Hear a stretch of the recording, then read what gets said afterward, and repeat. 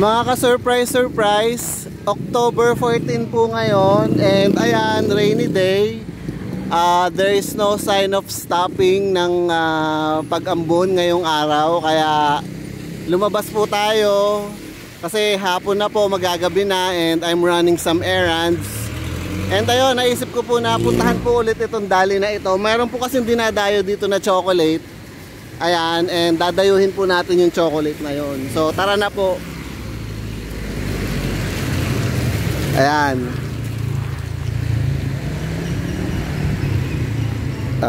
Nakapayong po tayo, kaya medyo hirap tayo maglakad.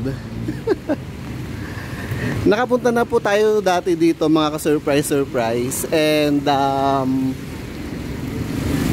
ayun po, nakapunta na po tayo dati dito, nakapag-price check na rin po tayo. And ngayon po, yun nga po, pupuntahan po natin yung dinadayo daw na chocolate dito.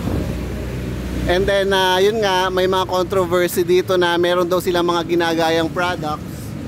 Yung para bang meron silang mga ginayang itsura ng mga products.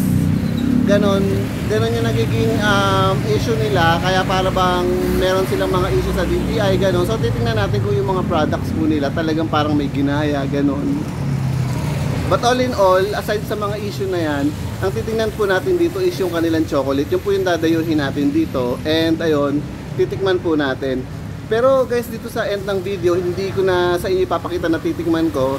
Iko-comment ko na lang kung ano yung naging lasa. Kung approve ba sa akin o hindi. Kasi nga ayun, sa mga comments ng mga napanood ko is masarap daw naman talaga yung lasa ng chocolate dito. So, yun yung tatry natin. So, tara na, pasok na tayo.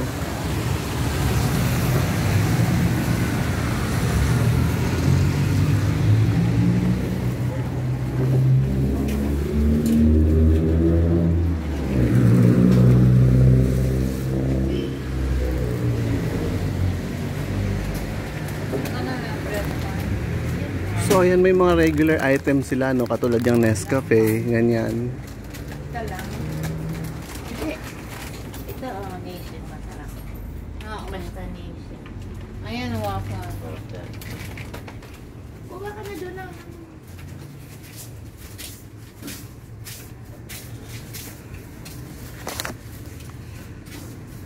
Ito, own brand nila ito. Real mayonnaise na Kulina. And that will cost you around 60 pesos. 62 to be precise.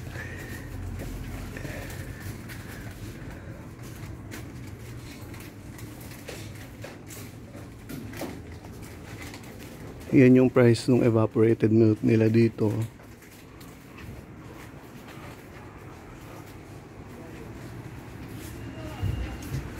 Ayun, meron po silang mga own products, ano? Own product meaning na wala po sa mga supermarket. Katulad nito, sarili po nila yan.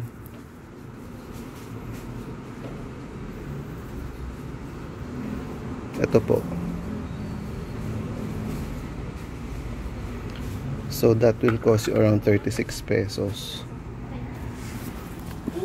So ayun po yung mga products nila, no?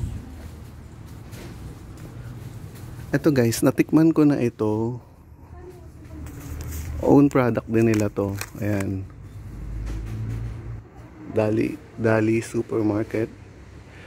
And matabang po siya.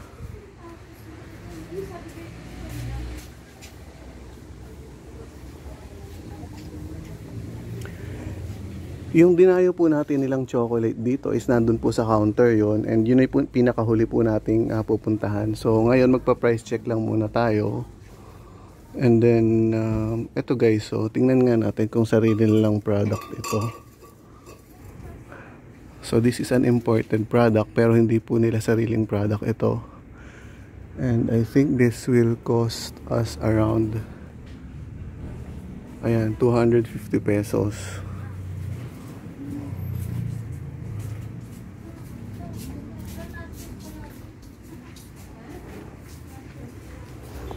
Ayun, sabi din po nila yung mga mababang price po dito is itong mga prices ng mga frozen items nila.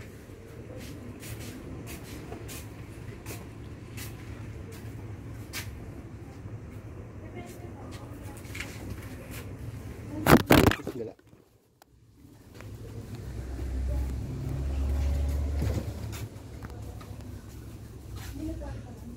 Yun, nag-slip po sa kamay natin yung phone, and syempre since wala po tayong edit, tuloy-tuloy lang yung pag-film natin.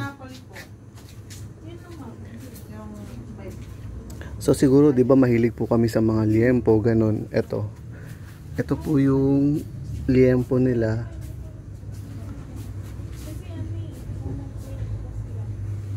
So ayan, ito siguro yung price niyan, ano.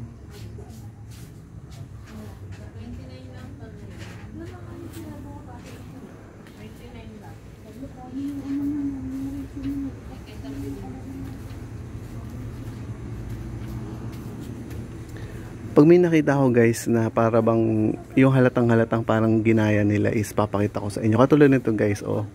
Ano nila to, product nila to. Pero 'di ba halata naman na para siyang sa Datu Puti. Ayan, sarili po nilang product yan, nakita nyo Dali.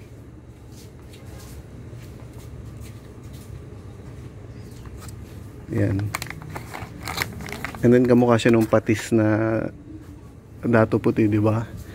And surprisingly, wala po sila dito nung patis na Datu Puti. Ang meron lang po sila dito soy sauce. So siguro isa po yun dun sa mga nagkaroon ng, siguro yung tinatawag nila mga copyright infringement, ano. Ayan, for the price of their canola oil. Ito guys, kamukha rin ito, 'di ba? This is their, I think this Kulina. Ayan, itong Kulina na ito yung product nila sa mga kitchen staples, 'di ba? Parang yung color and para naman talagang ginaya, guys, 'di ba? So ayan na naman again, Dali. Ayan. So I think hindi naman talaga malaking ano 'yon, hindi naman talaga malaking big deal 'yon, ganun. Talagang meron lang yung mga para bang ginawang big deal. Ito, ganun din yun guys. So kung may mga kamukha man, 'di ba? Parang lahat naman gumagawa nun. Ewan ko kung ba't dito naging big deal lang. Siguro guys kasi nga is tingnan na nga natin yung chocolate. Ay, parang hindi available yung chocolate nila guys. Ay, parang di yata available. Miss, meron kayong Dali chocolate na parang square siya. Bar, chocolate bar. Ay, yung ano po, yung chocolate. Usually nandito yan eh. Wala na. Oh, meron na lang. So ano, discontinue, hindi na magkakaroon ulit, gano'n? Wala lang stock. Alright, sige. Yun nga, mabili yata, ano? So ayun, mabili nga yun guys. Kaya ayun, so, obviously wala na. So ito meron sila. Praline. So pwede na rin siguro to, try natin. 65. Praline. Sure, imported po. Yes.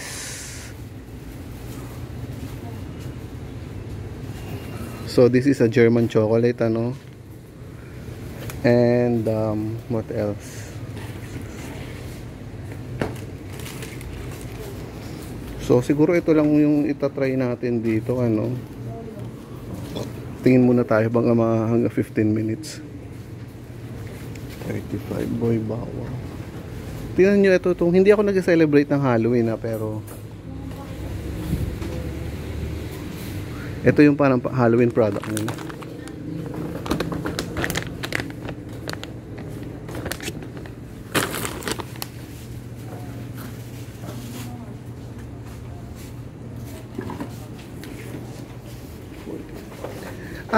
Ang gusto ko sanang bilhin dito yung ano nila, yung regular chocolate bar, ganun. Pero sa tingin ko mas okay na to for the praline, 'di ba? I think 40 pesos 'yun, and then ito is like 60. So for a 20 peso difference, pwede na.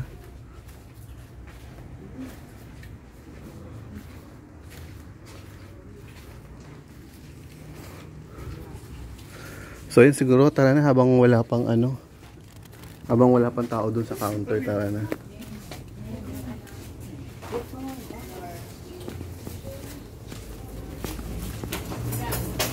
Simon. Miss, magbayad na po ako.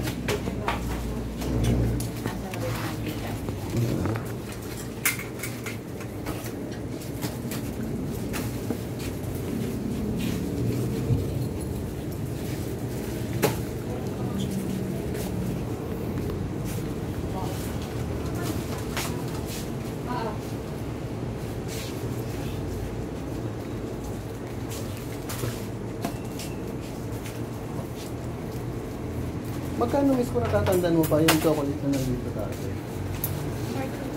40 pesos lang, ano? 42 pesos, sir.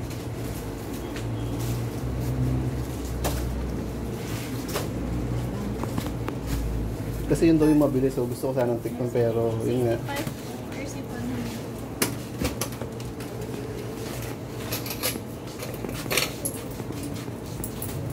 Thank you po, 30 pesos. Salamat. Sabihin mo,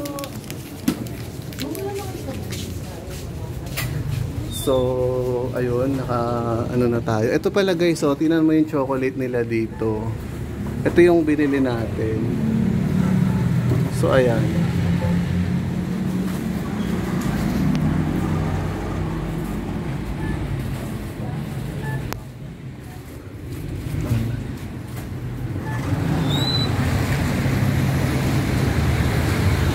So yun nga guys, so sinabi ko there is no sign of stopping nitong ulan na to. Maulan talaga siya. So ganito po yung hapon natin. Sabi ko nga, napuntahan ko nito dati yung shop na to, pinuntahan lang ulit natin. And ayun, masaya tayo. Except for the fact na nahulog yung cellphone ko, and then ayun nga, nawala yung gusto talaga nating what do you call this? Gusto talaga nating brand. Guys, meron pang isa. Ito parang ito yung gusto ni Mami. Titingnan ko nga kung ito ba yun. Candy brand. Iba pa to. Ito yung pinapabili ng mother ko.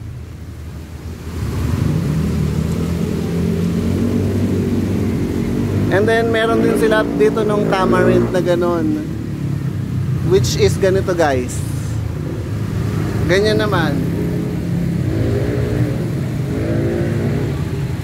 Ayan.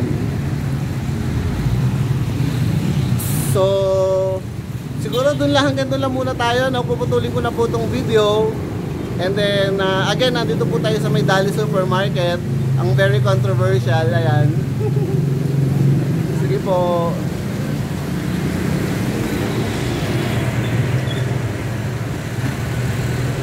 Wow. What happened? Parang di na biglang nag-focus. Ayun.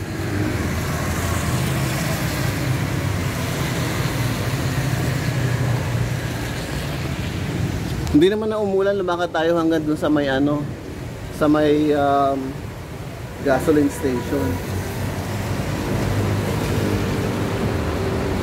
Ayan. Natutuwa ako sa mga gasoline station guys, kayo ba?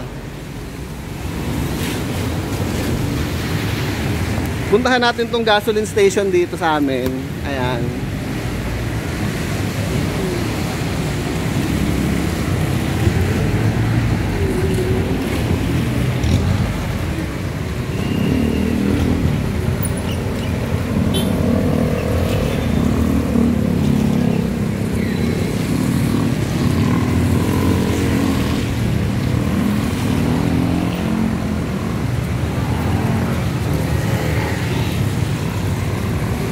Ewan ko ba, there's something about sa gasoline station na parang meron akong laging parang holiday vibes ganun.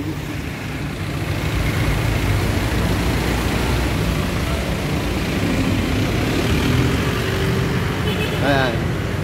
Lalo na yung mga gasoline station na may mga convenience store, may mga coffee shops. Dito naman merong yan, yellow cab. Kita nyo?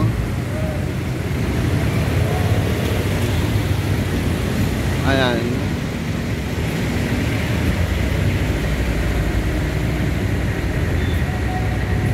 Diba parang holiday, holiday mood.